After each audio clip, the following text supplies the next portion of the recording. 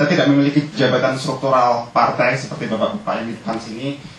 Saya di sini tidak ada yang membiayai, tidak ada, kasihan lah pokoknya. Serba kasihan di sini ya. Ditinggal istri lagi. Sedih lah pokoknya, lengkap penderitaan saya. Apa yang membuat saya merasa terpanggil untuk datang ke sini? Saya di sini nggak akan bicara tentang PAN, nggak akan bicara tentang, tidak akan ada atribut partai di sini. Saya akan bicara mungkin dari hati ke hati. Saya hanya sekedar ingin sharing pengalaman saya. Selama setahun sebelum saya berangkat ke sini, saya mendapatkan kesempatan yang sangat berharga sekali. Saya bisa bertetangga dengan Pak Amin, bertetangga tempat tidur ya. Saya sering diajak berdiskusi dengan Bapak di musola, kadang-kadang setelah di meja makan, di depan TV. Kadang-kadang saya juga suka diajak ikut ceramah-ceramah beliau, dari mulai yang hotel-hotel berbintang sampai menjadi khotib Jumat di masjid-masjid, di pelosok-pelosok, di gang-gang sempit. Dan saya banyak sekali mendapat insight dari situ. Dan saya merasa di sini berani berdiri di sini. Saya cuma hanya sekedar ingin berbagi pengalaman saya. Saya tidak akan bicara tentang PAN, saya tidak akan bicara tentang coblos siapa, itu nanti aja lah di urusan belakangan. Ada yang lebih penting. Baik, dalam berbagai diskusi, Bapak itu selalu memulai dengan sebuah pertanyaan besar yang sampai sekarang ini pun saya belum tahu jawabannya. Kita tuh negara besar, kita nomor 4 di dunia.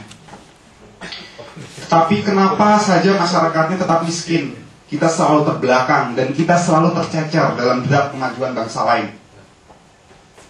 Kita lihat di sini kita nomor 4, 229 juta, tapi tingkat pengembangan manusianya cuma berada, lihatlah kita mungkin bahkan kalah sama Gabon. Dari tingkat competitiveness-nya kita di nomor 126. Kemudian di tim, silakan Pak, ini menarik Pak, jadi boleh Pak, silakan ya.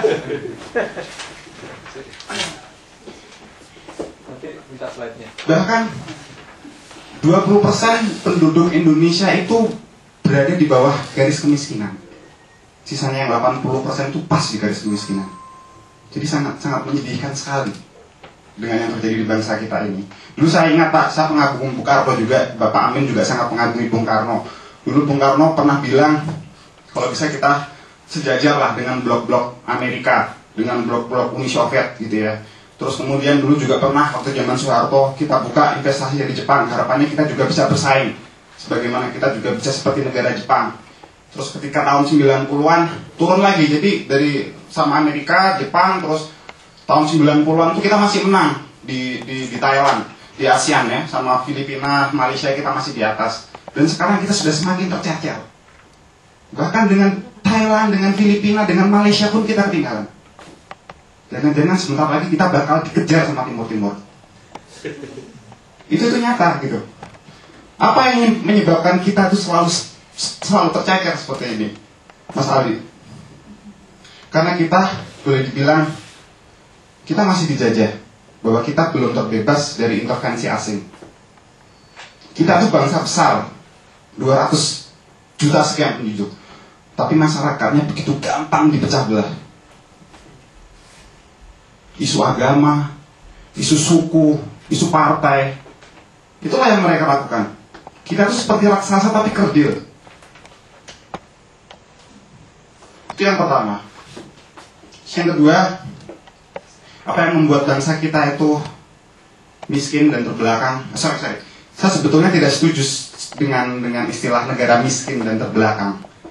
Karena nggak ada itu istilah negara miskin dan negara terbelakang. Yang ada adalah negara yang tidak termanage dengan baik.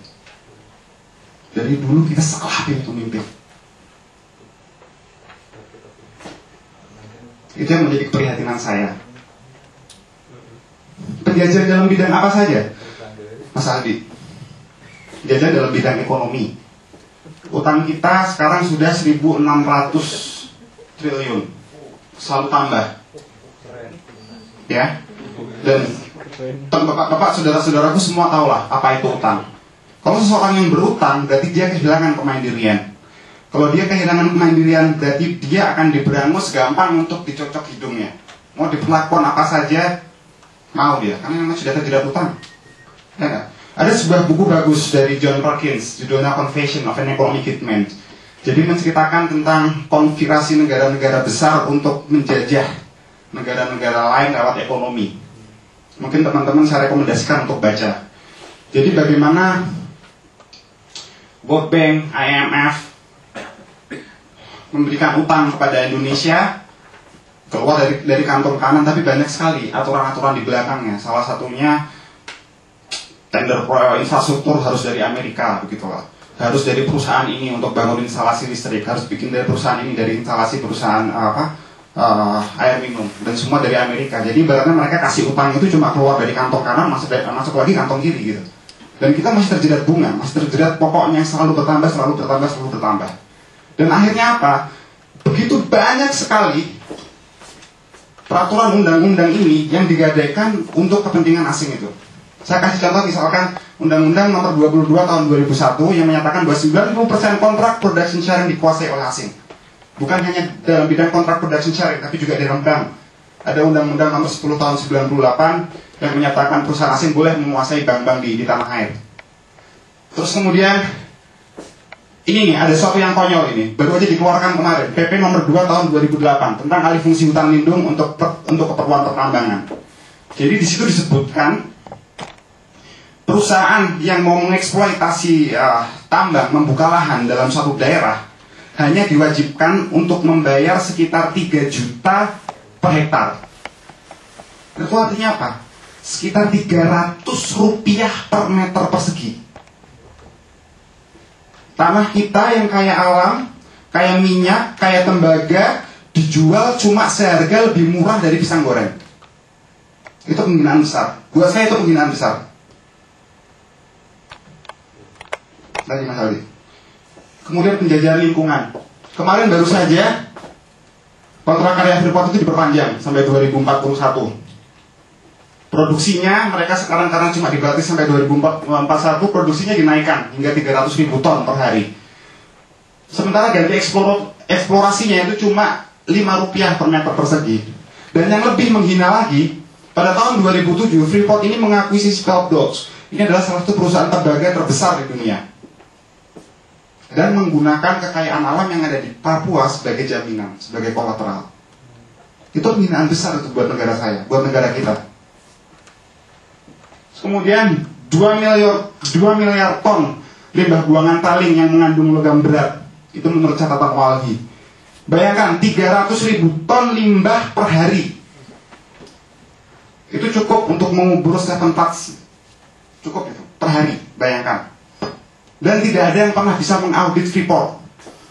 Kalau mungkin teman-teman pernah tahu, Freeport itu seperti negara dalam negara. Bahkan anggota DPR pun nggak boleh masuk ke Freeport itu. Jadi diambil aja dari gunung langsung dibawa, tidak ada yang mengaudit. Sementara dalam perjanjian itu kita cuma dapat 3,5% per tahun.